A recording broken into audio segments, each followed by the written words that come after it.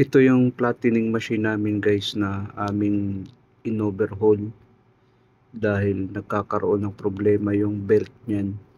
So kailangan tanggalin yung belt para mapapalitan ng bago.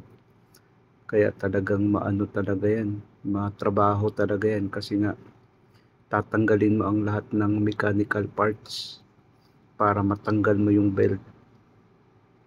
Sa pagtanggal ng belt guys, dapat isipin mo muna kung saan yung uunahin mong baklasin para hindi ba aksaya sa oras, ganun. Kaya isipin mo kung ano ang dapat, ganun. Tapos dapat sa pagtrabaho sa mechanical, dapat patient. Tapos yung yung mga gamit mo dapat kumpleto para iwas na rin na sakit sa ulo kasi pag mechanical kasi ang problema, talagang yan, kailangan mahaba yung pasensya mo dahil tatanggalin mo lahat yung dapat tanggalin diyan.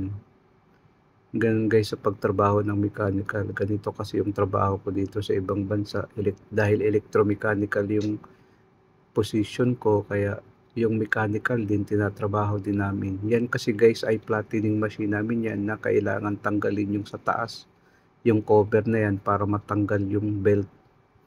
Yung belt kasi niyan guys dapat nang palitan. So ganun guys, dapat patient sa pagtanggal. Tapos kung hindi mo naman kaya, magpapatulong ka sa iba.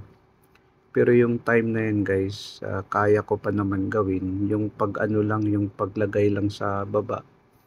Yun lang ay nagpapatulong ako ng paglagay sa baba dahil mabigat kasi yung na yan, yung trolley na yan, yung roller niya sa ilalim kasi solid kasi yun na bakal.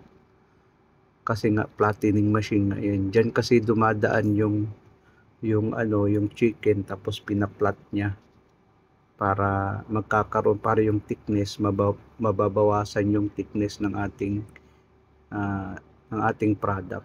Yun kasi guys, yan natanggal na natin yung belt, tinatanggal na natin yan, natanggal na guys. Tapos yan naman ay dapat tanggalin din, kaya nagpapatulong ako dyan para sa pagbaba ng roller na yan, yung sa taas yan binaba na namin. Dapat dahan-dahan para hindi mabagsak.